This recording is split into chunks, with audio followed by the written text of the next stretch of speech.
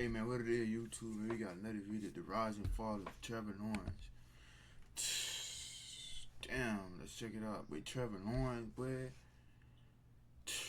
Damn, dog, you came out of Clemson, dog. We thought you were finna be this top quarterback, I mean, the Jazz ain't doing help. I mean, the Jazz ass, you paying for a trash ass franchise, but you been a problem too. You been sorry too, my boy. Let's check it out. The term generational talent gets thrown around more often than a football in practice. But when Trevor Lawrence came out of Clemson, no one questioned it. This wasn't just another hyped prospect. This was a quarterback destined for greatness. Perfect spiral, golden hair, unshakable poise, already a national champion. Trevor Lawrence wasn't just expected to be good, he was supposed to be legendary. Fast forward 4 years, and the Jacksonville Jaguars. Y'all really didn't build shit around Trevor Lawrence, bro. You really can't blame Trevor. Y'all O-line is shitty. Let's start there.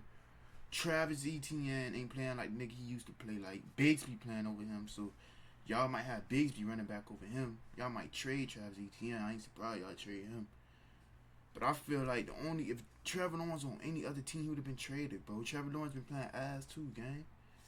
It is what it is. You play like shit, I'm gonna call it out. Trevor Lawrence been playing like straight shit. I'm gonna keep it a buck.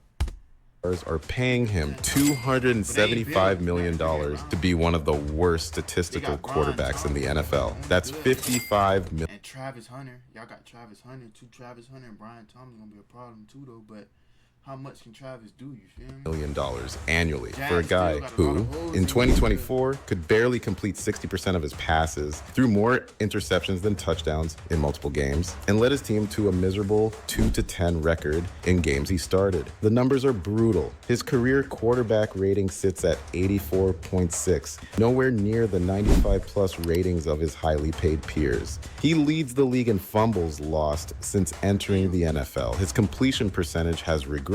And that cannon arm, it's been more like a water pistol, overthrowing receivers by entire area codes. So what happened? How did the most hyped quarterback prospect since Peyton Manning fall so far so fast? Was Nice. I just found a freelance accountant on Fiverr. And so, the company. Jacksonville's faith misplaced from the beginning? Did they ruin a perfectly good quarterback? Or was Trevor Lawrence never... bro, like T-Law, any other good team, I feel like he'll do good, but they need to build more around him, bro. Like, y'all ain't got enough around him. Yeah, y'all got Travis Hunter. Y'all got Brian Thomas, bro. I still feel like y'all need another receiver. Trevor Lawrence, like a quarterback, like he need everything around him perfect for him to be good, bro.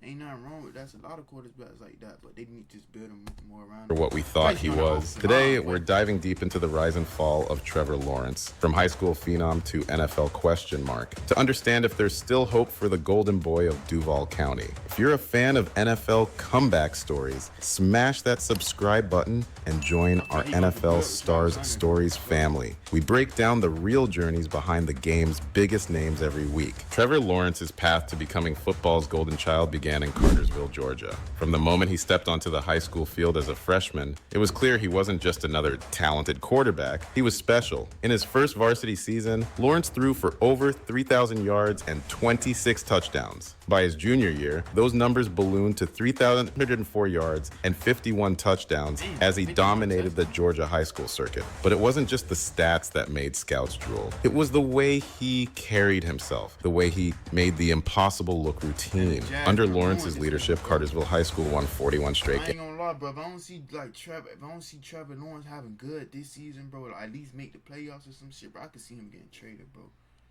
Games and secured 2 state championships. Before he even graduated, he had broken Georgia state records for career passing yards and touchdowns, records previously held by another can't-miss prospect, Deshaun Watson. In 2017, Lawrence participated in the prestigious Elite 11 competition, where he was named among the nation's top high school quarterbacks, though he finished behind another Georgia native who would become his career-long comparison. Them goofy Ark boys, man, them goofy Jets, man. Y'all got Justin Fields. Y'all think y'all got y'all quarterback, huh? 20 million a season, huh? Y'all think y'all got y'all guy? Huh? He shit, nigga. Why you think Steelers let him walk, man? I'm surprised. I ain't gonna lie, he was kind of decent for the Steelers doing that. I'm gonna keep it real, but nigga ain't is what it is, bro. Y'all depending on the quarterback, he ain't got no accuracy. He gonna run that ball though, but he ain't got no accuracy though. Y'all better get some 6'9" receivers, boy. You better get ready. Better get ready, Fields. hop in them balls. Regardless, by the time college recruiting hit full swing, Trevor Lawrence wasn't just a five-star recruit. He was the five-star recruit, ranked by 247 Sports as the third best prospect since 2000, behind only Jadavian Clowney and Cyrus Kouangio. Lawrence committed to Clemson, and the Trevor Lawrence mythology only grew stronger. Though he started his freshman season backing up senior Kelly Bryant, it took just 4 games for Coach Dabo Swinney to make the switch. It's quarterback. You know, the quarterback position, there's a lot of eyes on it. We promoted Trevor Lawrence to first and put Kelly second. Lawrence immediately rewarded that faith, throwing for 280 yards, 30 touchdowns, and just 4 interceptions in his freshman campaign. The defining moment of his young career came on college football's biggest stage, against Nick Saban's Alabama dynasty in the national championship. 19-year-old Lawrence was flawless, dissecting the Crimson Tide defense for 347 yards and 3 touchdowns in a shocking 44-16 blowout. He became the first true freshman quarterback to lead his team to. I remember he blew y'all out, but I didn't know he beat y'all ass like that. I remember they won, though. But I didn't know they beat y'all ass like that. Damn, Bama. A national title since 1985, completing Clemson's perfect 15-0 season. I think, Trevor Lawrence in particular has done a phenomenal job for his team this year and his ability to execute, and certainly doesn't play like a freshman or look like a freshman. And if anybody ever watched him, they wouldn't think he was a freshman. His sophomore year brought more of the same dominance. Lawrence threw for 3,665 yards and 36 touchdowns, while adding 563 rushing yards and 9 scores on the ground. He led Clemson back to the title game, though they fell short against Joe Burrow's historic LSU team. I ain't gonna lie, bro. Nobody was beating this team, bro. I mean, you got Jamar Chase and Justin Jefferson on the same team, bro. Nobody was beating these niggas. And you got Joe Burrow throwing it. Come on, fam. Come on. In his Jamar junior Chase season, and despite the Justin Jefferson chaos was of crazy. COVID-19, Lawrence maintained his excellence, throwing for 3,153 yards and 24 touchdowns in just 10 games. When his college career ended, the numbers were staggering. A 34-2 record as a starter, over 10,000 passing yards, and 90-plus touchdowns. Lawrence had accomplished everything possible at the collegiate level and cemented his status as a once-in-a-generation quarterback prospect. As the 2021 NFL Draft approached, the Tank for Trevor campaign had swept through struggling NFL fan bases. Scouts couldn't contain their excitement, comparing him to legends like Peyton Manning, John Elway, and Andrew Luck. At 6'6", with elite arm strength, surprising mobility, and uncanny field vision, Lawrence wasn't just projected as a future NFL starter. He was expected to be a transformative, franchise-altering superstar. Jacksonville, after finishing 1-15, won the Trevor Lawrence sweepstakes. The Jaguars had their... I mean, he came into a fucked up situation, bro. Like, there was 1-15 before the season. Like, Jaguars were ass before the season. Like, he came up in a fucked up situation, bro. They ain't built nothing around him, and y'all just expect the man just to save the day for other NFL, like, good-ass players, gang. Because, the NFL is the best of the best, gang. So, it don't matter if you're raw in college. There's other raw niggas with you. You feel what I'm saying? So, it's like, I feel like he had too much to do, fam. Like, savior. The Golden Boy was coming to save a franchise that had never had a true franchise quarterback. What could possibly go wrong? The Jaguars made it official on April 29th, 2021, selecting Trevor Lawrence with the first overall pick. To pair with their new franchise quarterback, Jacksonville hired Urban Meyer, one of college football's most successful coaches. On paper, it seemed perfect. A legendary college coach mentoring a generational college talent. In reality, it became one of the most disastrous coach-quarterback pairings in NFL history. Lawrence's first regular season game set the tone for a nightmare rookie year. Against Lowe's knows that as life changes, so do your priorities. And with the quality and affordable Lowe's brands, the Houston Texans, a team actively trying to lose games that season, Lawrence threw for 332 yards and 3 touchdowns, but also tossed 3 interceptions in a 37-21 defeat. It was his first regular season loss as a starting quarterback at any level ever. Unfortunately, it wouldn't be his last. The dysfunction that plagued the Jaguars was unprecedented. Meyer, coach with 0 NFL experience, seemed completely unprepared for the professional game. His coach... He came in to a fucked up team, a head coach who ain't coaching the league yet. Feel what I'm saying? Like a rookie head coach a rebuilding team. Like, come on, bro. It was just set up for him. Methods alienated veterans. His football schemes were outdated, and his behavior was erratic at best. The lowest point came when Meyer was caught on video at an Ohio bar with a woman who wasn't his wife after not flying home with the team following a Thursday night loss, a cardinal sin in NFL coaching circles. Amidst this chaos, Lawrence struggled mightily. His stats told the painful story: 3,641 passing yards, respectable for a rookie, but just 12 touchdowns against a league-high 17 interceptions. His completion percentage dropped to 59.6%, a far cry from his college efficiency. Perhaps most alarming was a brutal 9-game stretch where he threw just 2 touchdown passes total, an almost impossible drought for a supposed franchise quarterback. The situation around Lawrence did him no favors. His offensive line allowed constant pressure, leading to hurried throws and poor decisions. His receiving corps was one of the league's worst, with his top targets being aging Marvin Jones Jr. and journeyman Tavon Austin. To make matters worse, his college teammate and first-round run Austin used to be that dude in college, though, bro. I still be watching his college highlights. You could tell back Travis Etienne suffered a season-ending injury in preseason, robbing Lawrence of a familiar security blanket. Meyer's incompetence reached such heights that he was fired before the season even ended, with reports emerging that he had kicked his own kicker during practice and belittled both players and coaches. Interim coach Darrell Bevel couldn't right the ship, and the Jaguars stumbled to a 3-14 record. There were rare flashes of the Trevor Lawrence everyone expected. In Week 18, he orchestrated an impressive upset over the Colts, throwing for 223 yards and 2 touchdowns while showing poise and accuracy. That game offered a glimpse of what could be if only Lawrence had proper coaching and support. As his rookie season ended, the burning question wasn't whether Trevor Lawrence was a bust, it was whether anyone could have succeeded in such a toxic environment. The Urban Meyer experiment had been a catastrophic failure, leaving Lawrence shell-shocked and the Jaguars in shambles. For a prospect labeled can't miss, Lawrence had just experienced the most difficult season of his football life, and Jacksonville was back at square one. The Urban Meyer disaster was officially in the rearview mirror. To resurrect not just Trevor Lawrence's career, but the entire franchise, Jacksonville hired Doug Peterson, a Super Bowl winning coach known for his quarterback development and steady leadership. The difference was immediate and profound. From day one, Peterson installed a structured offense that emphasized Lawrence's strengths: his quick decision-making, accuracy on intermediate throws, and ability to read defenses. More importantly, he brought stability to a locker room that had been fractured by Meyer's chaotic tenure. For the first time as a professional, Lawrence had a coach who understood how to build an NFL quarterback. The team also invested in Lawrence's success, signing wide receiver Christian Kirk to a massive contract and adding... Christian Kirk fucked the receiver market because of these niggas, bro. Y'all gave him that big-ass contract, bro, for a slot receiver, gang. This...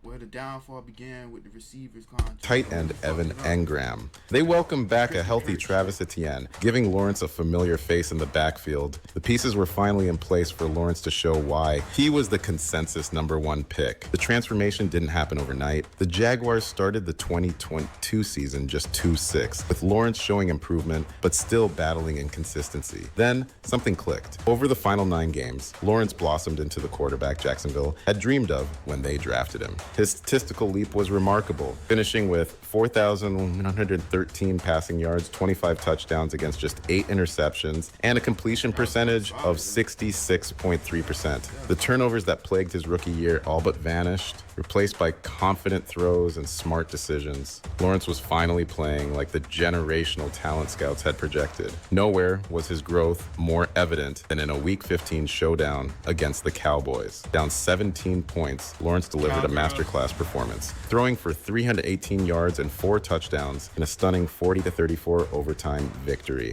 A few weeks later, with the AFC South title on the line, he orchestrated a crucial win over the Titans, completing the Jaguars' improbable midseason turnaround and securing their... Thinking about starting your own business in 2025? Bluehost makes it easy to turn your vision into reality. Head over to Bluehost.com. Their first playoff berth since 2017. But it was the wild card game against the Chargers that truly cemented Lawrence's resurrection. What began as a nightmare, 4 first-half interceptions, a 27-0 deficit, transformed into the stuff of legend. Lawrence refused to break. In the second half, he was nearly perfect, throwing 3 touchdowns and leading a 31-30 comeback victory, the third largest largest comeback in NFL playoff history. In that game, Lawrence showed every quality that had made him the top overall pick. The poise under pressure, the ability to forget mistakes and move forward, the talent to make every throw on the field, the leadership to rally a I team. just felt like, bro, he came in and, like I said, a fucked up situation because I feel like if you build more around Trevor Lawrence, like grab another receiver, like sign Keenan Allen or something, have a veteran in the room, you know what I'm saying? Like defense, you need inside linebackers, you need DBs, you need safety. It just offensive line, bro.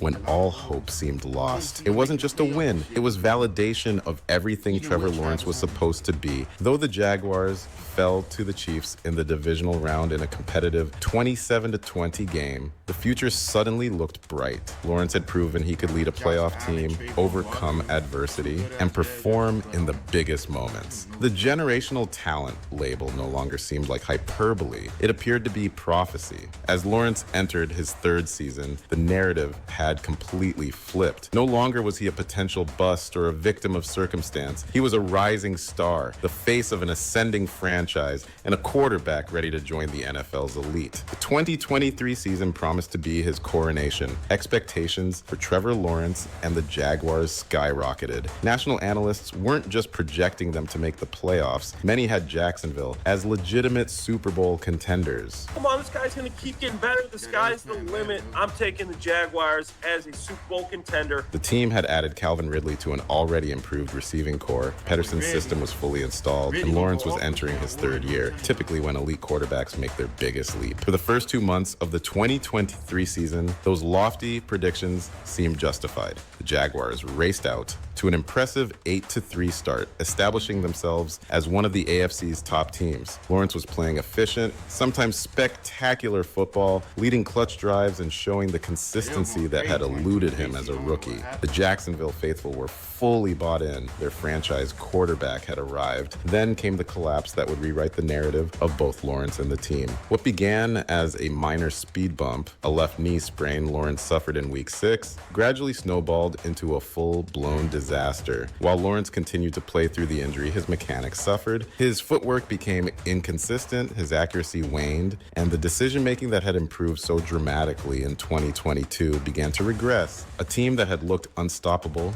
suddenly couldn't win a game. After starting 8-3, the Jaguars lost 5 of their final 6 games. Yeah, that's what I'm saying. Like, they had a good season, then the last, like, towards, like, the end of the season, they started losing. I'm like, God damn, what happened to the Jaguars? There was like 8-3, including all 5 that Lawrence started. The only win came in week 17 against Carolina when Lawrence was sidelined with a shoulder injury and backup CJ Beathard led them to victory. From division leaders to missing the playoffs entirely, late season meltdown. Imagine you being 8-3 division leaders and you'd even make the playoffs at 8-3. But I would have fired everybody. Fuck that shit. Was as shocking as it was complete. Lawrence's final statistics, 4,016 yards, 21 touchdowns, and 14 interceptions weren't terrible, but they represented a step backward from his breakout 2022 campaign. The turnovers that had disappeared the previous year returned at the worst possible times. In critical December games against Cleveland, Baltimore, and Tampa Bay, Lawrence threw costly interceptions that directly contributed to losses. Perhaps most concerning was a troubling pattern that emerged. Lawrence's dependence on his defense to create turnovers. In games where the Jaguars' defense failed to force a turnover, Lawrence's record as a starter fell to an abysmal 118. Elite quarterbacks elevate their teams regardless of circumstances, but Lawrence seemed unable to win unless everything around him was perfect. As the season concluded, like I said, y'all, like he need everything around him to be perfect. Like at Clemson, everything around him was perfect. Top offense, top defense. Jazz, he coming into a situation where they was flat ass booty, right? They ain't have shit. So you gotta just build. I feel like Trevor Lawrence is a system quarterback. He need everything around him for him to be successful, bro. And they haven't done it. You haven't done it, bro.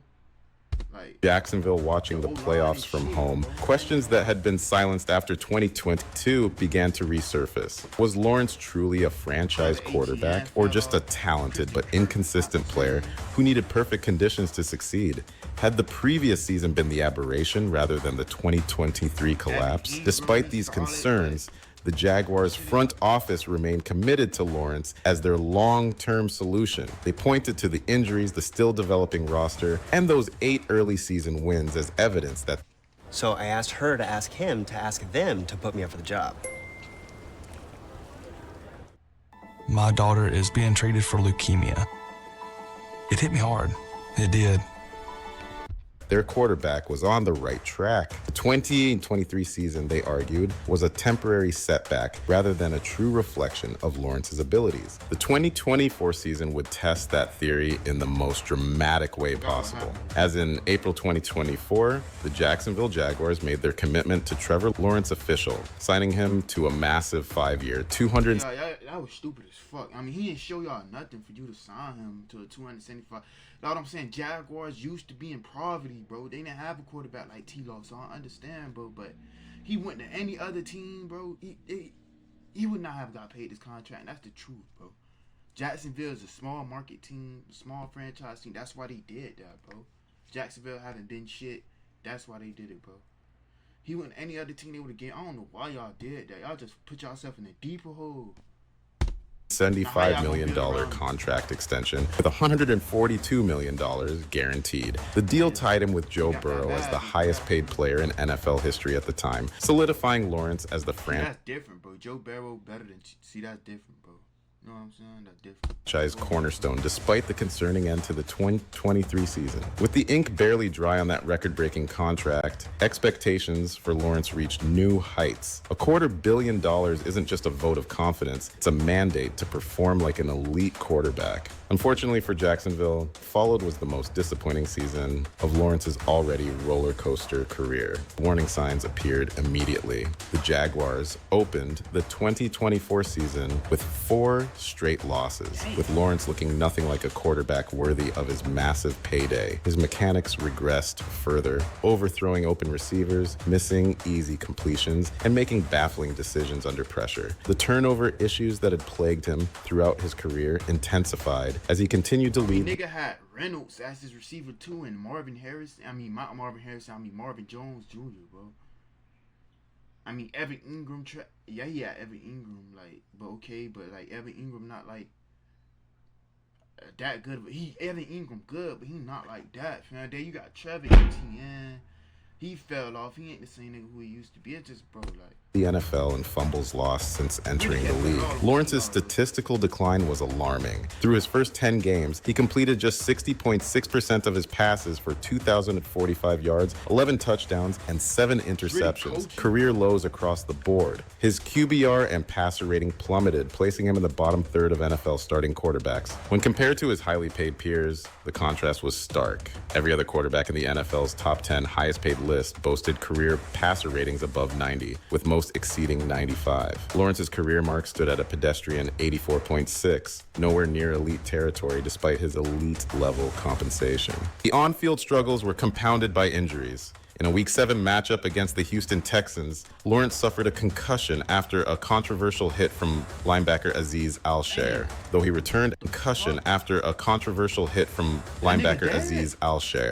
returned after clearing protocols, he wasn't the same player. Then in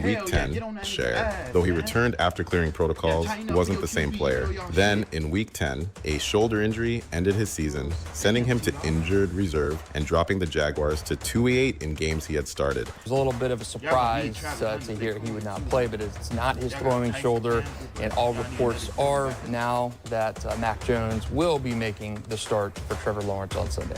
Jacksonville's season Niggas got Mac Jones. If Mac Jones beat out T-Law, but we got a problem. Completely unraveled without Lawrence, finishing with a dismal 4-13 record, identical to his rookie year under Urban Meyer, despite far more talent and stability around him.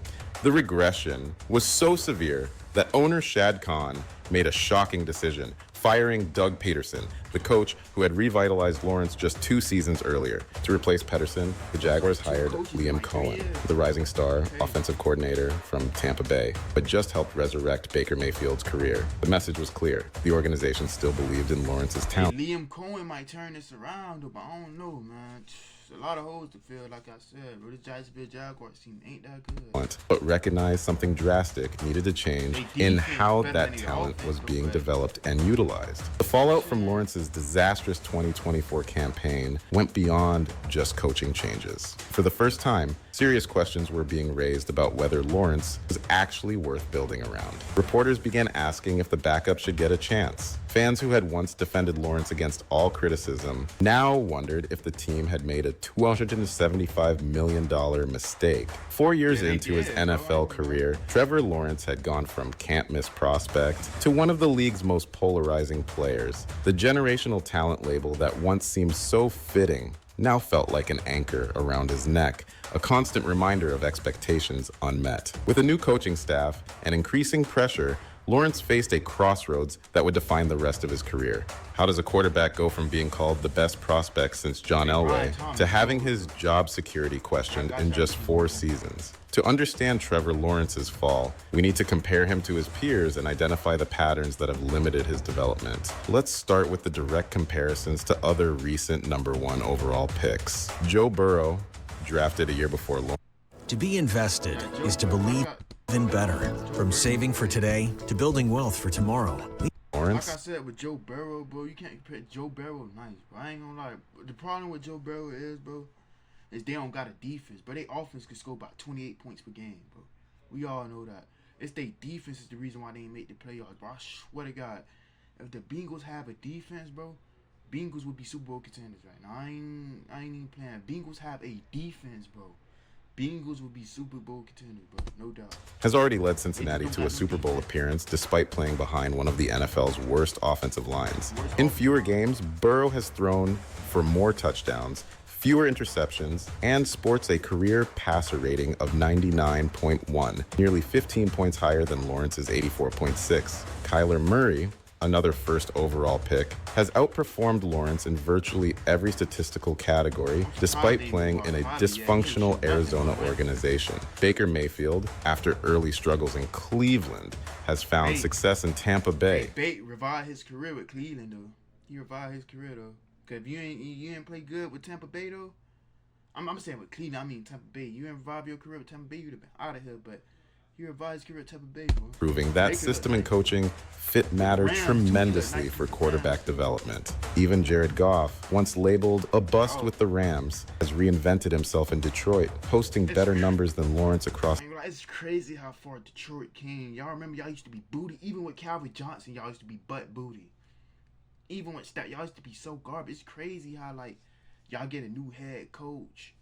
All them picks turn out for you to be like this, man. The board while leading a historically downtrodden franchise to contention. Each of these comparisons raises uncomfortable questions about Lawrence's ceiling. The stats reveal troubling patterns. Lawrence has thrown the 3rd most interceptions since entering the league, with 40 picks in 54 games. While Patrick Mahomes and Josh Allen have thrown more, they've compensated with astronomical touchdown totals. 112 for Mahomes, 107 for Allen. Lawrence's 62 touchdowns place him squarely in the middle of the pack, not nearly enough to justify his turnover issues.